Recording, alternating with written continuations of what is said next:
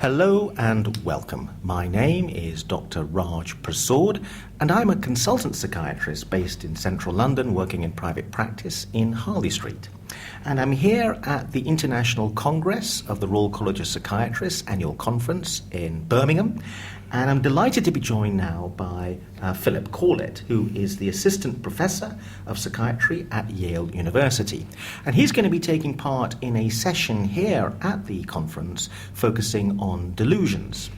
Now, Philip, you've published an analysis of delusions, which could be described as taking a computational view. Tell us what the computational view is. Sure. So we like to think about delusions in the context of a model of brain function, and one of the reasons why humans have brains is perhaps to make a model of their world, generate predictions about how that world will unfold as we move through it, and to look at the neural signatures and neural mechanisms of what happens when those predictions are violated, that is, prediction errors.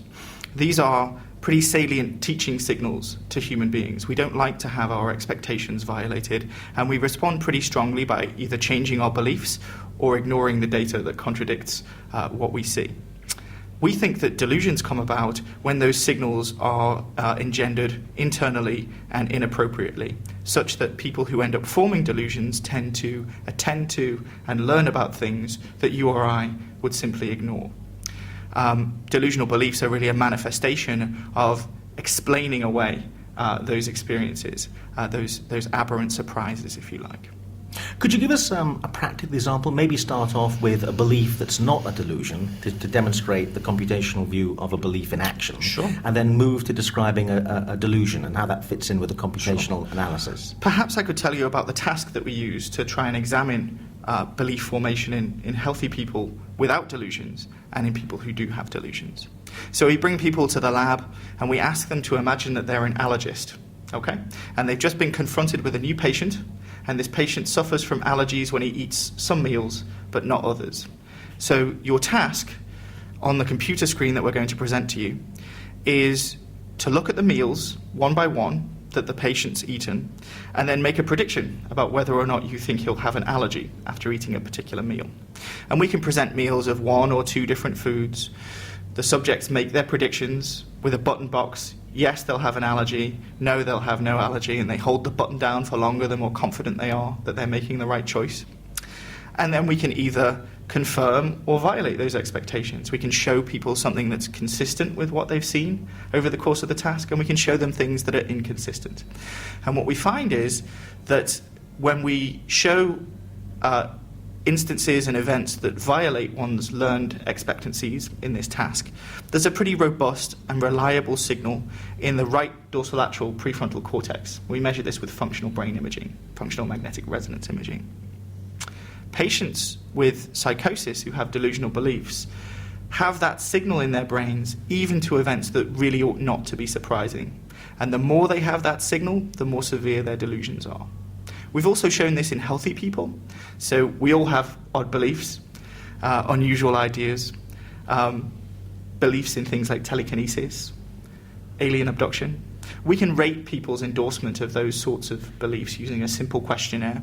And even healthy people who don't have delusions, if they endorse more of those beliefs, they have a brain signature during our task that's rather similar to the signature with delusions.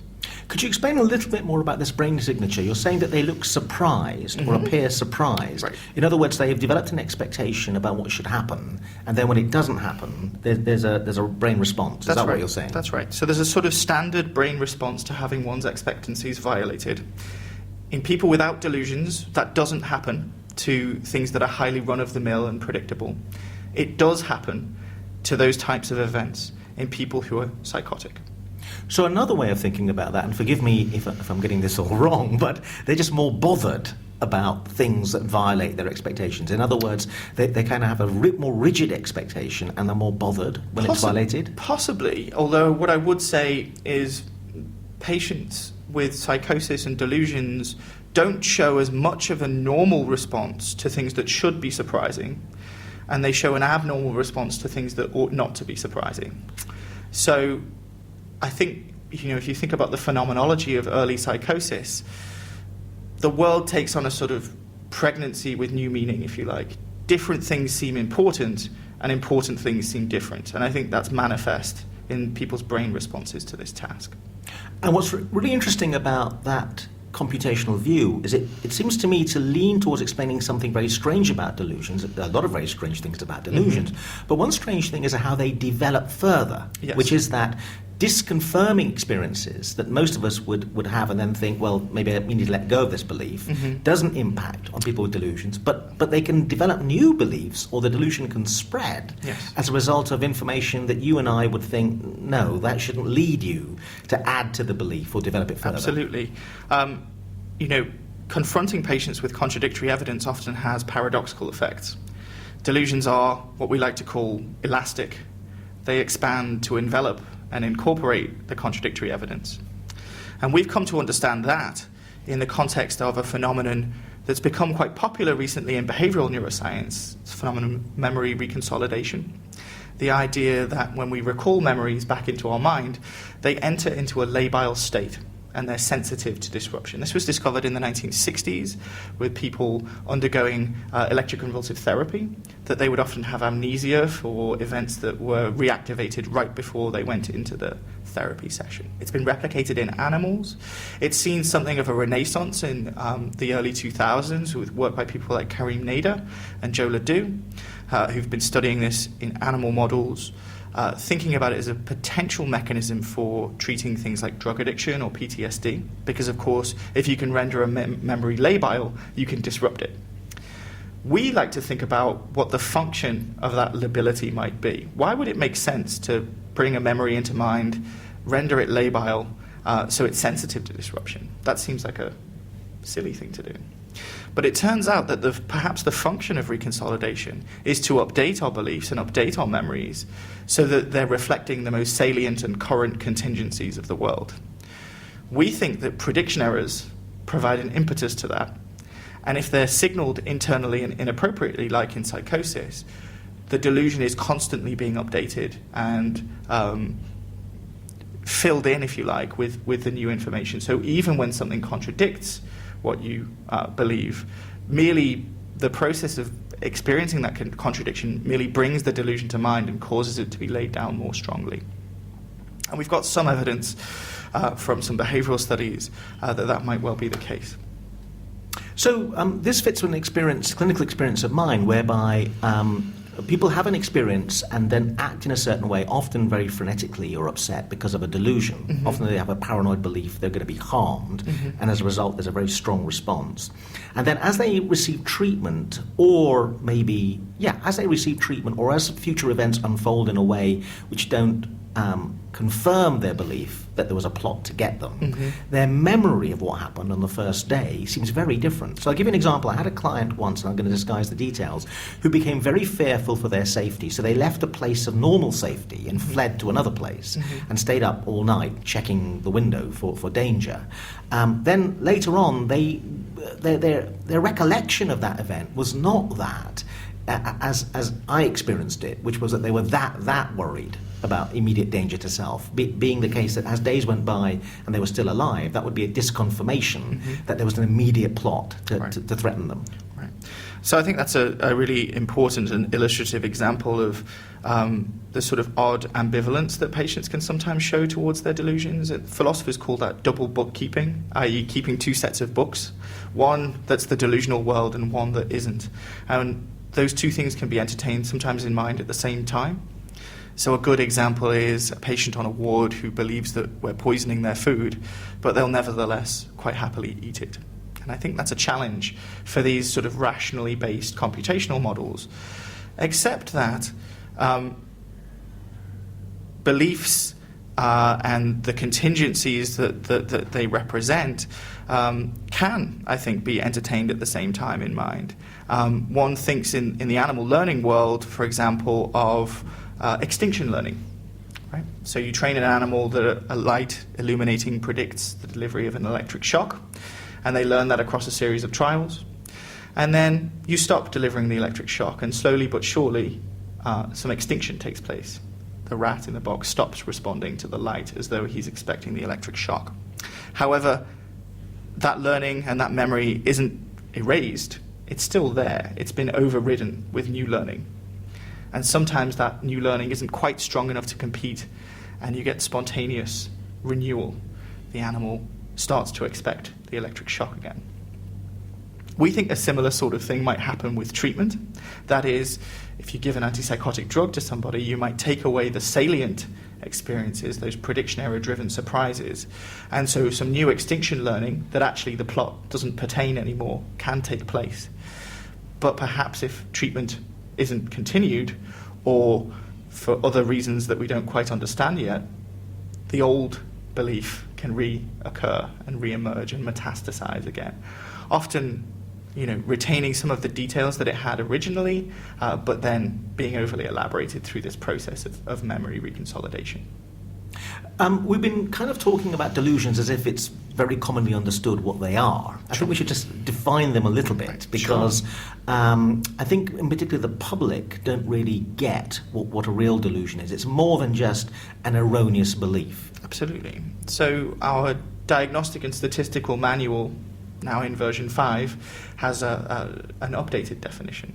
So fixed false beliefs that are maintained in the face of contradictory evidence, despite what's believed by other members of your culture. Now, one of the things that happens with a lot of theories like your theory and other theories is they seem to me to be flawed at one level, because they focus on why people have erroneous content to ideas. In other words, they're focusing on the state of having an erroneous belief. Whereas I think much more importantly is the journey to belief, how people got to their ideas. And in a way, as a clinician interviewing patients, I'm very rarely interested in what they believe. They may believe all sorts of strange things, like I am the Pope or I'm Jesus Christ. That to me isn't so much of interest, i.e. the claim. It's what's the reason for the claim. Sure. Why do you think you're Jesus Christ? Why do you think that you're the Pope? And it's that territory that normally reveals true disordered thinking. And I find that most of the theories about delusions tend not to focus on that bit. Okay. Well, I think Philippa Garrity puts it rather nicely. She says it's not what you believe, it's how you believe it. And I think that's really important. I think to ignore content entirely does a disservice to our patients, but there is something specific and I think consistent, irrespective of content. This idea of a waxing and waning fixity of the belief, a waxing and waning commitment or use of the belief to guide actions, sometimes with sort of very disastrous and painful consequences for people. All of the work that we've done doesn't separate patients on the basis of the content of their delusions. It's merely the presence and the severity or the degree of commitment that we focus on. There are other theories of delusions, similar to ours but slightly different, that want to explain where does the belief that my wife is an imposter come from? Where does the belief that I've already died come from? What's the content? How do we specify the content? And then, why does it become a delusion? We think we can sort of explain both of those by appealing to this model of flexible modeling and prediction of the world. So the Capgras delusion, for example, where one believes that one's wife or loved one has been replaced by an imposter, the content there is specified by the prediction error that normally, when I'm confronted with this person, I feel this spark of warmth and familiarity. That expected signal doesn't occur. That's surprising and unpleasant to me, and I need to explain it. And so the delusion that the wife or loved one has been replaced by an imposter arises in order to explain away that odd experience. Now, one of the papers that you seem interested in is a paper that I've read, co-authored with Daniel Dennett, who might be described as a kind of evolutionary philosopher, who's posing the question that given evolution should have given us a brain where there's a massive evolutionary benefit to getting it right about the world, coming up with true beliefs about the world, how can evolution explain a brain that is prone to errors or prone to delusions? Absolutely. And you have a response to that. Absolutely. So that's really, the focus of our session today at the Congress is what is the function of delusional beliefs? Do they serve any purpose? Do they do any good work for people? Dennett's paper with Ryan Mackay was talking about beliefs in general. Are there any adaptive ways of misbelieving about the world? And they conclude that there are some. Overconfidence in one's own abilities can turn out to be paradoxically adaptive in some sense. We think that delusions might do some helpful explanatory work for people. Dennett and Mackay come up with this beautiful concept of a doxastic shear pin. Doxastic meaning pertaining to belief, and a shear pin is a concept from engineering where a machine can break in such a way that doesn't destroy the overall functioning of the machine. It takes out one particular component, but nevertheless other components of the machine can continue to function. I think delusions, although they're clearly distressing and upsetting for people, are a way for them to put together their experience of the world in order that they can engage with it to some degree, albeit not completely. So it's a way of believing in oneself as an agent in the world that has a purpose, that might even be inflated. It might even be attractive to be the center of attention and the center of all of these plots by the CIA or various other government organizations. So it's very important to us as human beings to have an explanation of our world, even a really bad one like delusions. The problem with that is delusions get people into trouble. Again, another problem with a lot of the philosophizing about delusions is they are too analytic, in my view, in terms of they're focusing on why do people get things wrong. Mm-hmm. That's not so important because people get things wrong all the time, in my view, is that people with delusions get things wrong in a way that gets them into trouble. Mm-hmm. There are a lot of people with delusions who may never end up seeing a psychiatrist, mm-hmm. but the group that end up seeing a psychiatrist have got into trouble in some way. Either people at work have become upset with them because they're doing something odd, or people at home, or family members or friends, or the delusion is leading to strange behavior that gets the person into trouble, or it causes them huge suffering. So the delusion becomes an impossible thing in the social world. It gets in the way of social relationships, and that's its deep problem. Yes. Well, I think that's a really important point. I think, if you look at the contents of delusions, they're often always about other people or one's relation to those other people. And I think that's because making predictions about other people's intentions towards you or beliefs about you is a really hard, deeply recursive process. It's the hardest thing, I think, to predict in our world. It would be churlish of me to say that I think delusions are a good thing to have. That's not what I'm trying to say at all. I wouldn't wish them on myself or any of my family members, and you're clearly correct that they are distressing, and in order for one to come to the attention of a psychiatrist, often they've driven you to behave in odd ways or dangerous ways.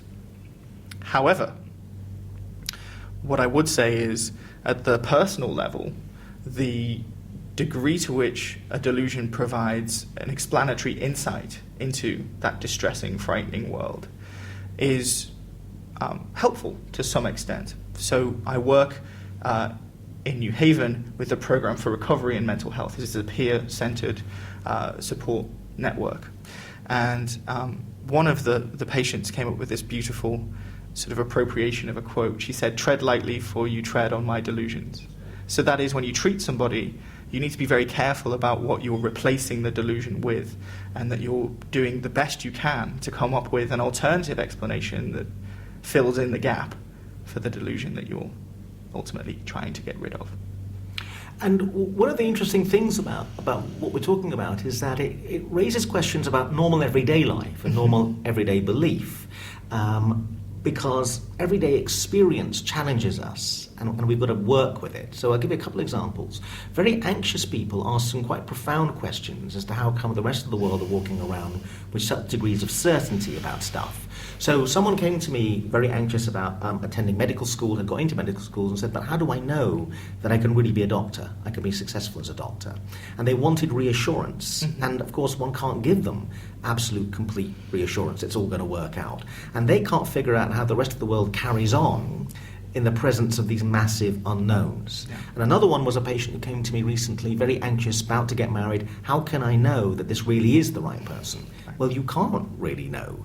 And so how come everyone else, she can't understand it, or was walking up merrily up the aisle, when it's impossible to know? Her argument is that everyone else harbours a delusion that they know that they've met the right person when they don't know. So is it not the case that one of the really interesting things about delusions is it helps us to think about the fact that everyday experience challenges us and we have to muddle our way through? Mm-hmm. Absolutely. And we do that muddling through by ignoring a lot of the data that are around us that aren't consistent with our beliefs. In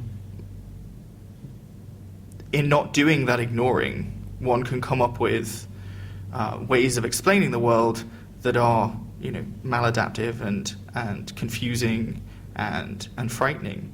But to a certain degree, I guess what you're saying is that ignorance is bliss, and that using our prior expectancies, whether they're correct or not, to override the information that we're confronted with, such that it's consistent and helps us feel that we're a consistent person in a consistent and predictable world, is actually quite helpful and adaptive. One of the other things I think that's really interesting and challenging about delusions is I think that when you start having a conversation with people about why they believe what they believe and the consequences and so on and so forth, you rapidly end up doing philosophy, basically. And I do think that clinical training doesn't prepare you for that. And I wonder what your view is on that. Absolutely. I mean, I don't treat patients. I work with them quite closely in a research setting. And I think a research interview is very, very different than a clinical interview. Herman Berrios often says a clinical interview is a process of bargaining between the psychiatrist and the patient about what they're willing to admit to. For my research interviews, we like to keep things as open-ended as possible. I really want to know people's stories. I want to know where they think these beliefs came from, why they think they have them, and where they're coming from. It does entail a certain degree of philosophy. It also entails a certain degree of suspension of disbelief, if you like. Not that I'm suggesting that as researchers we want to become complicit in people's delusions, but I think we need to be careful when we're working with them, not to challenge them directly and not to engage in psychotherapy, which is a tendency we all have. I think we sort of want to try and reset people's errant ideas and beliefs. If you don't engage in that, though, and if you do provide an open mind and an open ear, people will often tell you very elaborate things that they're experiencing and really engage in the philosophy in an interesting way.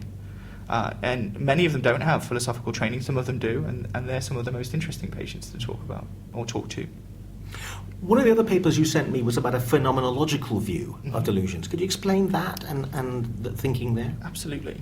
So I think oftentimes as neuroscientists and psychologists we have a tendency to think about the mind and the brain as a collection of modules or apps on an iPhone. There's a beliefy app and there's a perception app, and those two things are completely separate.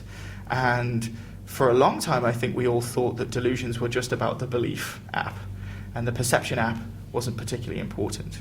I'm not endorsing this particular model of mind. In fact, our predictive coding ideas and this Bayesian brain idea sort of blurs the distinction between perception and belief. However, we all agree that the perceptual experiences that are happening at the beginning of a psychotic episode, as delusions are forming and fermenting, are really, really important. And the phenomenological approach is to really appreciate the experiences that drive people to come to these conclusions. And I think one point of agreement now with all theories of delusions is that those aberrantly salient, strange, unpredictable experiences are something that are really important to the formation of delusions. But the problem is that people arrive with a strange idea, someone's out to get me. Mm-hmm. They start looking at the world in a different way. Someone looked at me funny as I went down the street. Therefore, that's confirmation that people are out to get me. So it's difficult to disentangle perception and belief. Belief drives perception, and perception then drives belief. Absolutely. I think Carl Jaspers put it really nicely. He said once the delusion is formed, it blazes a trail, and it becomes an apperceptive schema, a way of seeing the world for every subsequent experience. And I think we see that the delusions come to permeate patients' experiences of everyday life. We're running out of time, and it's been fascinating talking to you. But I want to talk just very briefly about a kind of theory of mind view of delusions, which is that theory of mind is about the idea to negotiate with you, have a conversation with you, effectively at least. I need to have a sense of what's going on in your mind and what you're thinking about me. And at higher levels of theory of mind, what you're thinking that I'm thinking. And one of the classic problems with delusions is when people start to explain their UFO theory, how they don't get how they come over. They come over as disturbed. They don't come over as if they really have made a ground-shaking discovery. And it's their inability to see how they come over and how unpersuasive they are of their belief system that actually some people would argue is the core problem with delusional belief. I think that's really important. As I mentioned, those processes of predicting other people's beliefs and intentions are really difficult. Right? They're the hardest thing for us to predict. The evolutionary biologist Ed Hargens has a theory of delusions, particularly delusional disorder, that they're examples of a motivated self-deception. So the patient finds themselves in a situation in their life where they haven't quite flourished the way that they thought that they would. They want to convince other people that they do have an important role to play. First of all, in order to do that convincing, they've got to deceive themselves, and they've got to really believe it. And this is related to Robert Trivers' ideas about mimicry and deception in other animals. So first of all, you deceive yourself in order to bring other people on board and gain from their social support. So I think, as I mentioned, delusions are about other people, but they're really about convincing other people that they need to help you with the plot that's being foisted on you. And I think we need to be mindful of that and listen to that when patients give us those signals. Final question, how has your attitude to people with delusions changed as a result of the research that you're doing, or has it changed? Initially, when I first started my training, I thought that people with psychosis were frightening. I think the work that we've done has helped me to be more empathic and to put myself into their shoes. As you mentioned, we all have biases, we all have odd beliefs, we all have beliefs that don't really pertain to the data around us. Appreciating that and appreciating that something like psychosis may be just an elaboration or an extension of those functions has been really helpful for me and helped me understand people a little bit more. Philip Corlett, thank you very much indeed.